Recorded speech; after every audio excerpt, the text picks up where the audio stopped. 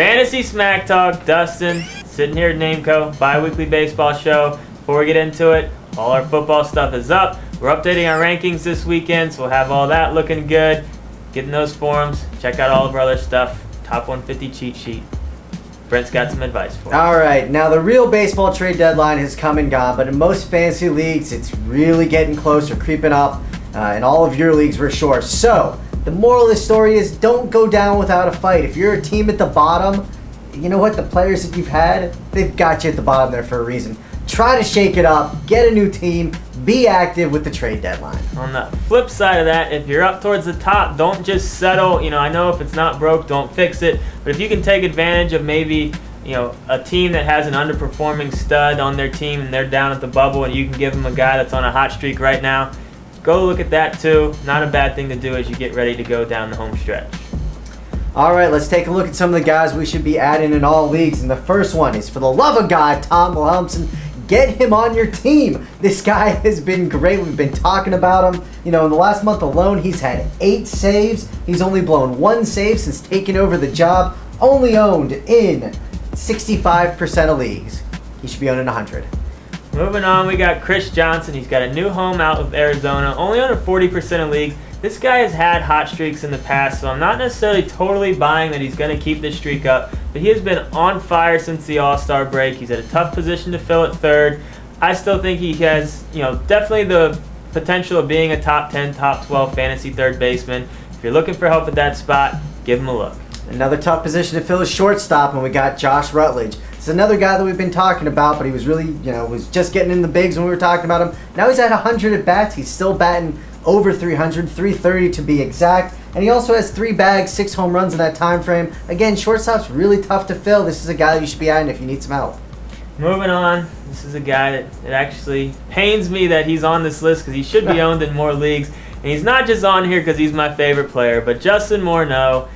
I get it, he's an older guy. He's not necessarily as exciting as, say, like a Rizzo or someone else like that. He's first base, easy position to fill. Don't forget, this guy was a former MVP, and since the All-Star break, he has been on fire, batting over 340, and he's only owned in 50% of leagues. This guy can still get it done. Fun side note about Morneau, this guy made a bet for somebody with $1,000 to be in the Hall of Fame, 15 bats in? It was after the year he had 150 at-bats. I said $1,000 Hall of Fame. So he's holding on for dear life. No more concussions, please. All right, let's talk about guys we should be looking to add in deeper leagues. And I'm going to start off with a catcher, and that's Michael McHenry of the Pittsburgh Pirates. This guy altogether has had a fairly good season, but really since June, July, August, he's been batting over 300, 8 home runs, 24 RBIs. Again, this is a catcher. Go ahead and grab him if you need some help. Moving on, we got Ryan Ludwig out there. He's with the Reds now. Only on 40% of leagues. Now, we all know that this guy has had monster years in the past. You got to go all the way back to about 2008. But, he's still not ancient. He's still young enough. He's on a tear right now. I don't necessarily think he'll keep it up. But, I like to at least keep a roster spot open to pick guys like him up, ride out this hot streak until he cools off. But since the break, he's batting over 300 with 7 home runs already. This guy is definitely still getting it done. We think he'll keep this up for a little bit more, but probably not the rest of the season. Yeah, when Voto went down, he must have given him his mojo because he just picked up right where Voto left off. Killing me, Voto. Get back. All right, next we're going to talk about Ben Revere. This is always a guy we're talking about speed. And since the All-Star break, he's had 9 bags, but he's also batting 343. Nice mix, speed, and getting you some good average. Just don't look for any home runs from him. No That's power. not going to happen. Moving on, we got our first Atlanta pitcher that we're going to talk about, and that's Paul Maholm, only owned in 50% of leagues. New home with the Braves. Since the All-Star break, sub-2 ERA, almost a K per inning. Same thing, with him with Ludwig. I don't think he's going to keep this pace up, but you might as well ride out this hot streak. This guy's pitching amazing right now. All right, and as Dustin alluded to, we have another Braves pitcher, and that's Mike Minor. This is a guy that really liked coming into the year. Clearly, he didn't pan out at the beginning, but he's really turned it on as of late. In the last month, he's been getting a strikeout per inning, and he's got a sub-2 ERA, so you got to like those numbers.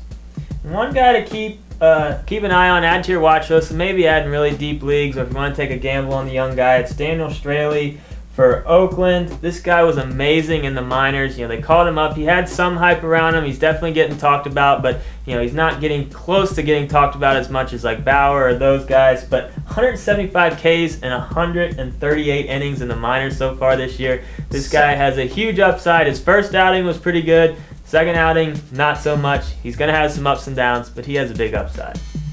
All right, let's move into our forum questions. First one comes from DANP123.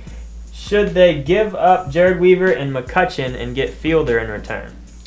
Well, Dan P, that's what I'm going to assume you are. Out of this, I think you're nuts to be giving up McCutchen and Weaver to get Fielder in return. I mean, you got to be a Tigers fan to even ask us this question or for them to send you this trade. Reject. No way I would do this. All right, Dustin, last question we're going to go over is from K Durant 357. He wants to know if he should be giving up Longoria, Braun, and Melky Cabrera, whose numbers have been crazy. Yes. And in return, he'll get back Kemp and the infamous Mike Trout. This one's really hard. I mean, the way I broke this one down is I just took the outfielders and looked at them together. Braun and Melky Cabrera for Kemp and Trout.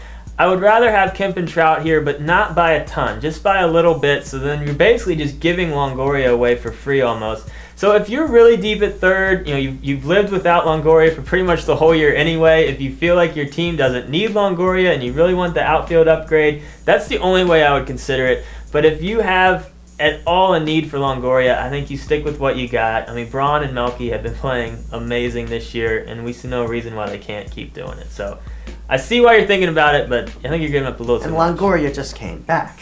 He did. He waited for him almost all year, but he had him on his team. Yes, another hurt guy. With Voto. So there you have it. No more of my pain do we need to relive here. So that's our show. Again, football. We got everything up. We're in the swing of things. If you want to check out our videos, we also have all of those up as well. Follow us on Twitter at Fantasy Advice. Like us on Facebook.